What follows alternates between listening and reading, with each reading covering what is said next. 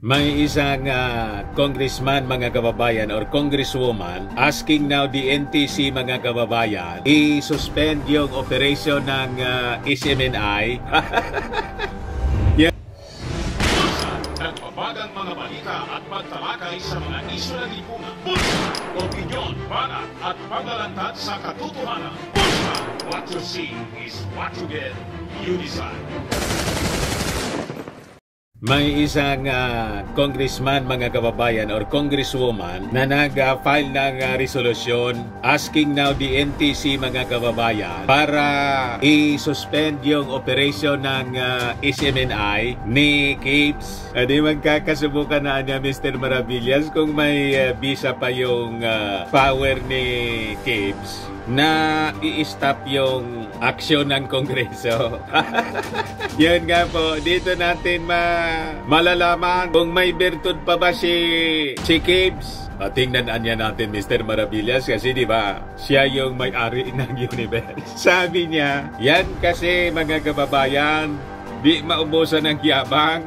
Sabi nga natin po many times mga kababayan, sa Bible sinasabi, yan po, Proverbs, when pride comes, then comes disgrace. Sabi sa Proverbs 12:2 at sa Proverbs 16:18, pride goes before destruction, a haughty spirit before a fall. Sigang nga turo ni Capes mga kababayan ng Bible. Pero iba man po ang ginagawa na sobrang sa yabang. Hindi niya siguro Mr. Maravillas naintindihan yung sinasabi ni Solomon. Malamang po. But before ko mga kababayan ibigay sa inyo yung full story, click subscribe muna dito sa ating YouTube channel and hit the notification bell para lagi kayong updated sa mga kaganapan dito sa ating bansa. Like and share na rin po ninyo ng ating video at huwag na rin po ninyo na escape yung ating mga commercial ads para tuloy-tuloy lang ang pagunlad ng bagong Pilipinas. Ito mga kababayan, masubukan natin kung ma-stop ni Capes yung pagpapasuspend sa operations ng kanyang istasyon. Sabi rito, House Leader files resolution urging NTC to suspend the operations of SMNI. Ang resolution mga kababayan, final ni Assistant Majority Leader and PBA Party List Representative Migs Nograles. Si Nograles po, taga Mindanao din po. Taga Davao din yata ito. Kababayan ni kababayan ni Capes. You see? Kita ninyo mga kababayan? Ito siya. Yung House Resolution filed. Sabi diyan, House Resolution 1499 introduced by Representative Margarita Attorney Migs B. Nograles. So sabi diyan, resolution urging the National Telecommunications Commission to suspend the operations of Suara Sog Media Corporation operating under the business name Sunshine Media Network International for violating the terms and conditions of its franchise under Republic Act number 11422. Talaga niya Mr. Maravillas. Matutulad talaga sa sa ABS-CBN. Yun din po ang aking pakiramdam. Lalo't makalkal pa yung pakikipag-collabs ng SMNI po sa China Television. At yung padrino po, si dating Pangulong Diggs, malamang kasama yon sa makalkal. So sabi dyan, whereas in 2019, the Congress of the Philippines renewed the franchise of Suarasug Media Corporation for another 25 years under Republic Act number 11422. Entitled an act renewing for another 25 years the franchise granted to Suarasug Media Corporation to construct, install, operate, and maintain for commercial purposes radio and television broadcasting stations in the Philippines and for other purposes.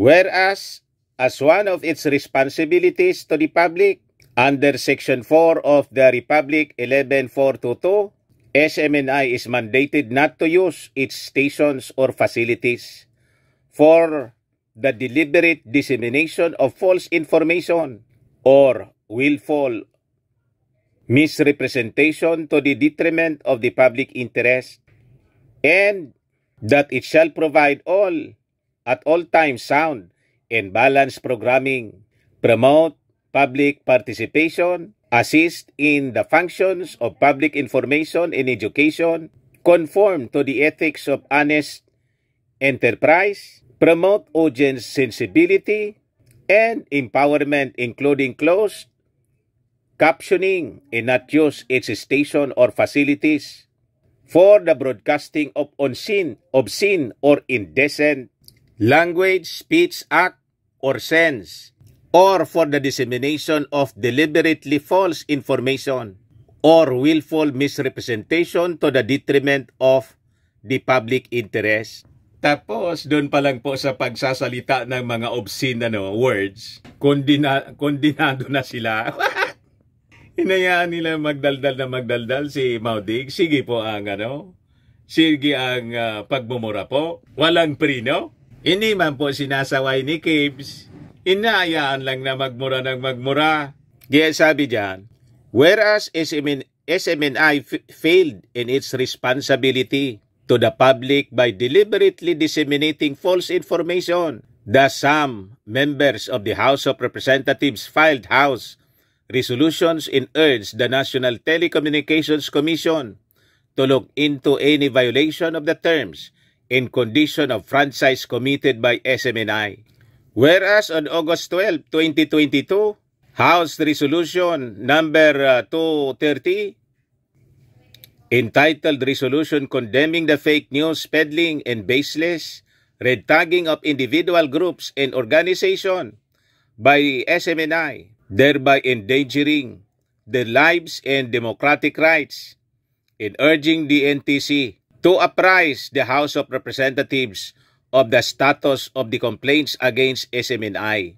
Whereas on November 6, resolution condemning fake news peddling, baseless red tagging, and grave abuse, grave threats pala against ACT Party List Representative Castro by Digong and SMNI, in urging the NTC to investigate the incident in light of the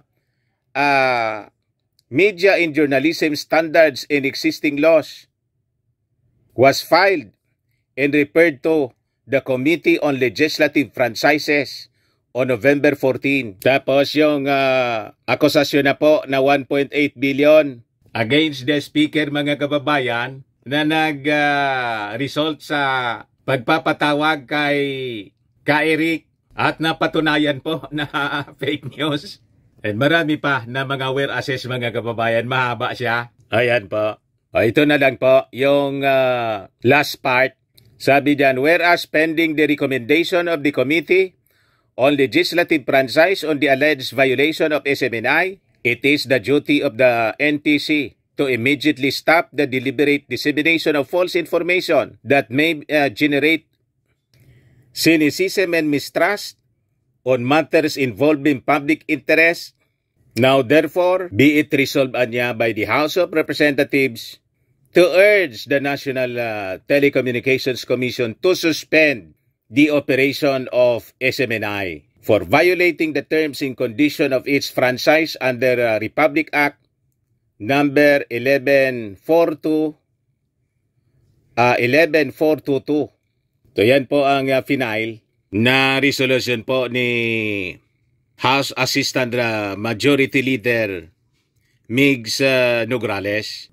Kababayan po ni Kibs. Checkmate na niya, Mr. Maravillas. Checkmate po. Kasi na-monitor siguro mga kababayan ng mga congressmen. Siyempre, mo-monitor po. After the hearing, hindi man po tumitigil yung dalawang host. Nung hearing po, tiklop yung mga pakpak nila doon sa Congress. Nang bumalik po sa programa, bumalik po yung yung dating gawain, bumalik po. But anyway, Ngayon po yung continuation ng hearing. Tingnan natin kung ano yung mga magaganap. Ayan man lang po. Baka lang gusto ninyo po itong itry, Firmax Firming and Lifting Cream. Pinapahid po sa mga pulses and affected area. Mainam po sa paninigaw.